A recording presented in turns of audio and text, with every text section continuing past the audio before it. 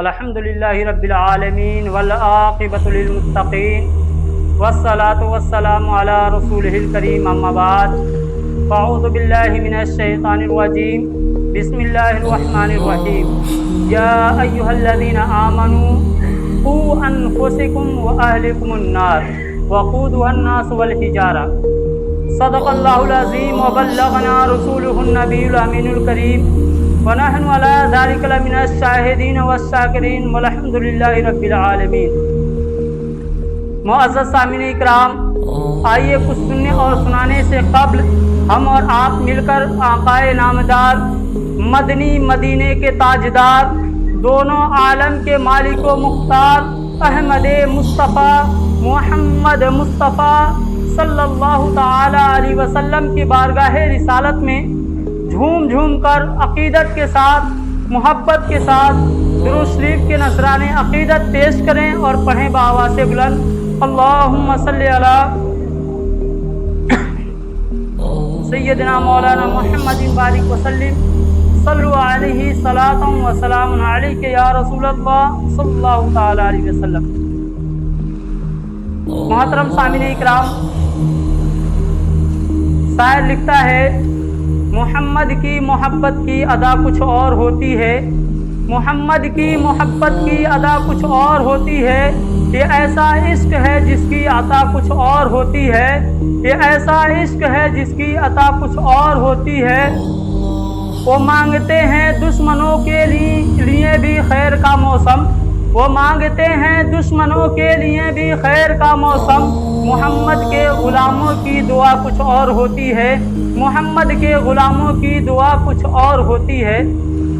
معزز سامعین اکرام، خطبہ مسنونہ کے بعد میں نے جس آیت کریمہ کی تلاوت کرنے کا شرف حاصل کیا ہے، اللہ تبارک و تعالی قرآن مقدس میں ارشاد فرماتا ہے یا ایھا الذین آمنوا، اے ایمان والو۔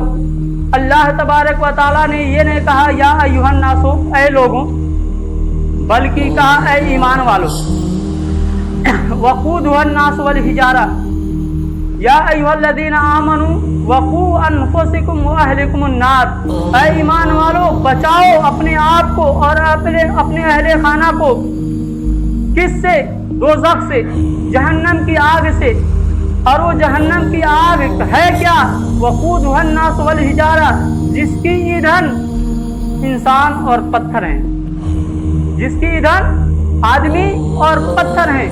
معزز سامعین اکرام، میں نے خطبہ مسنونہ کے بعد جس آیت کریمہ کی تلاوت کرنے کا شرف حاصل کیا ہے، اگر اس کا ماحصل نکالا جائے، اگر اس پہ غور کیا جائے تو اس کی بہت بڑی تفہیم ہوگی اور اس کی بہت بڑی ماحصل نکلے گی، کیونکہ ہم اور آپ سمجھتے ہیں کہ ہم دنیا میں پیدا ہو گئے ہیں تو دنیا میں ہم جس طریقے سے چاہیں گے اس طریقے سے اپنی زندگی کو بسر کر دیں گے، ہمارے اوپر کوئی قوانین عائد نہیں ہوتی ہے، ہم پر کوئی طریقہ اور کوئی شریعت لاگو نہیں ہوتی ہے برادران ملت اسلامیہ۔ لیکن اگر ہم مسلمان ہیں، جب وقت ہم کلمہ پڑھتے ہیں لا الہ الا اللہ محمد الرسول اللہ، جب ہم پڑھ لیتے ہیں اور دائرہ اسلام میں داخل ہو جاتے ہیں تو اسلام کے تمام قوانین، تمام قانون اور تمام شریعت ہم پر لاگو ہو جاتی ہے، لیکن ہم اس پہ غور نہیں کرتے ہیں۔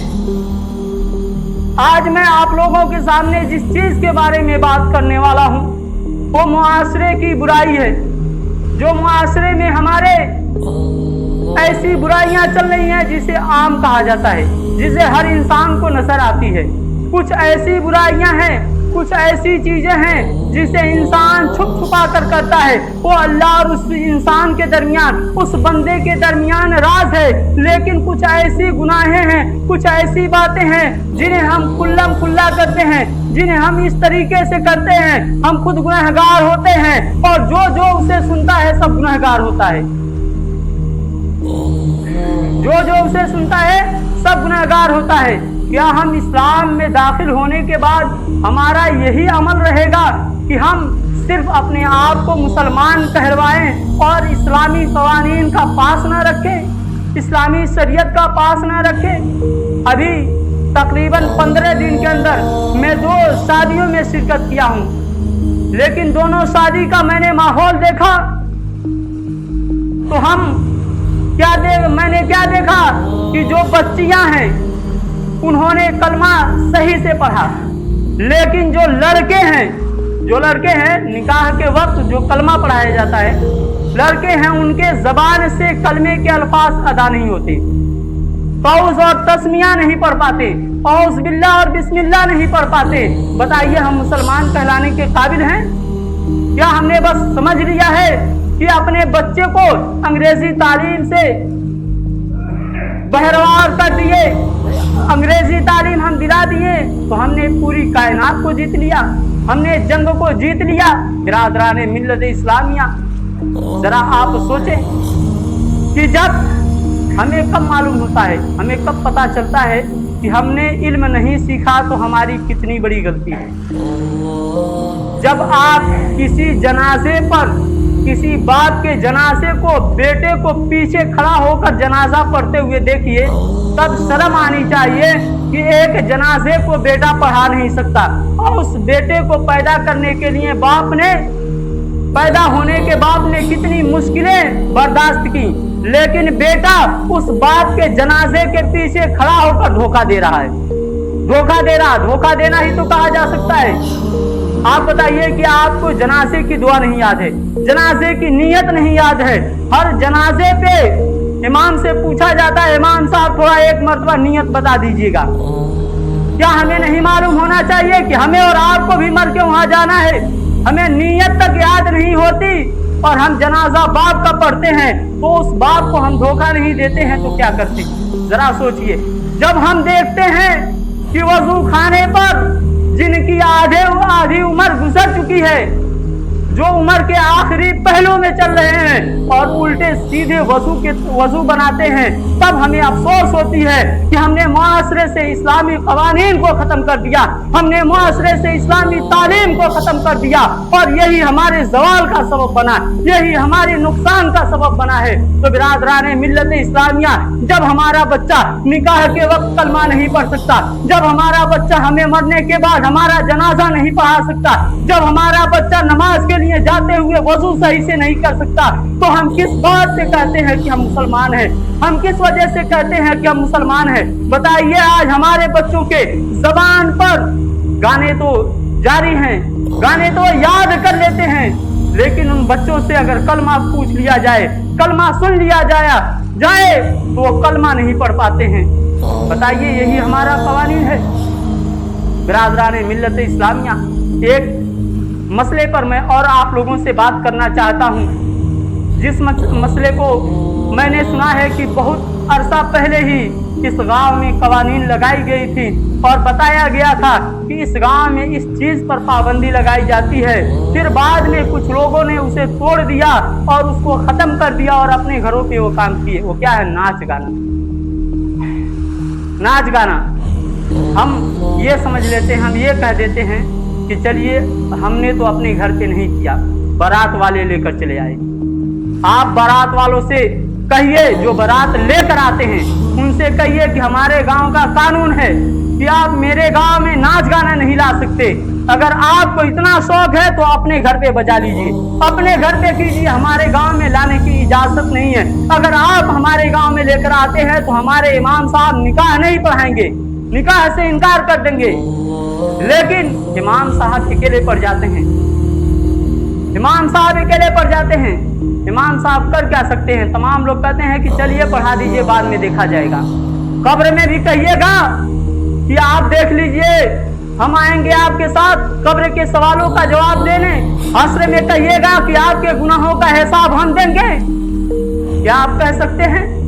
जरा सोचिए कि अगर आपके अंदर इतनी ताकत है, इतनी जुर्रत है और इतनी हिम्मत है कि भरोसे हस आप कह सके कि हम उनके गुनाहों का कफारा अदा करेंगे, हम उनके गुनाहों का कफारा अदा करेंगे, ऐसा कोई कह सकता है? उस वक्त हर कोई नफ्सी की आलम में होगा। तो बिरादराने मिल्लत इस्लामिया, ये ना समझे कि हमने शादी के मौके पर नाच गाना ला लिया और ऐसा काम कर लिया तो हमने बहुत बड़ी जंग जीत ली है। क्योंकि एक मुहक्किक की तहकीक है गौर से सुनिएगा आप लोग। एक मुहक्किक की तहकीक है कि जानवरों में भी जो सबसे निचले दर्जे का, जो जानवर एकदम किसी काम के लायक नहीं होते हैं, उनकी कोई इज्जत नहीं होती है, जानवरों में भी जिनकी कोई इज्जत नहीं होती है, वो जानवर क्या करते हैं? वो जानवर डांस करते हैं, वो जानवर नाचते हैं। और कौन से जानवर नाचते हैं? बंदर, भालू, यही जानवर तो नाचते हैं। क्या आपने कभी शेर को नाचते हुए देखा है?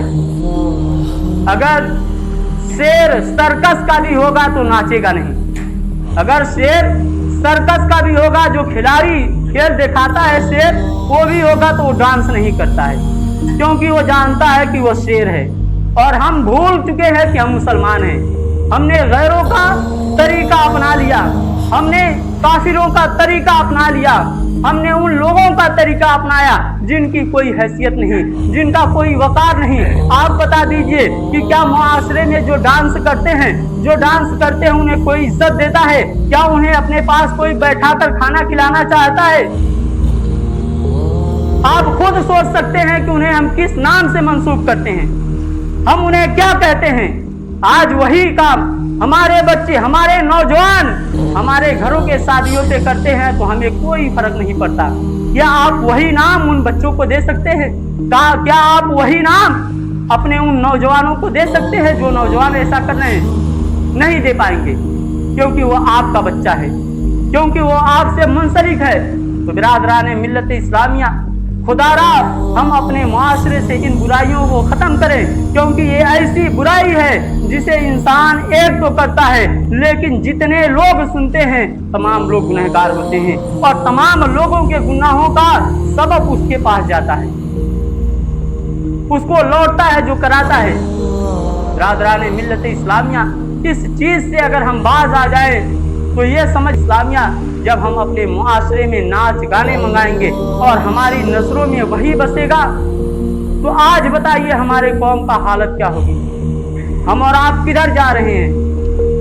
मैं आपको एक मिसाल पेश करता हूँ। इस मिसाल से जो इंसान अक्लमंद होगा, जो होशियार रहेगा, वो खुद ब खुद समझ जाएगा। कहते हैं इंसान, तमाम लोग कहते हैं कि चलिए बच्चों की ख्वाहिश थी, बच्चे चाह रहे थे कि थोड़ी सी धूमधाम हो जाए, कोई बात नहीं, वो कर लिए, किनारे किए, हो गया, तमाम काम खत्म। यही कहते हैं।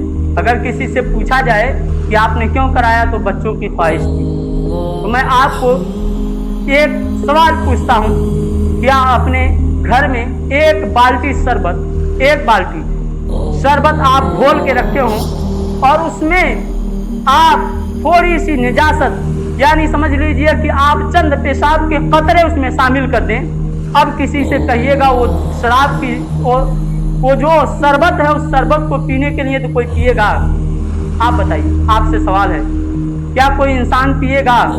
क्योंकि उसमें निजासत है, और निजासत पढ़ने की वजह से वो हराम हो गया, वो हराम हो गया।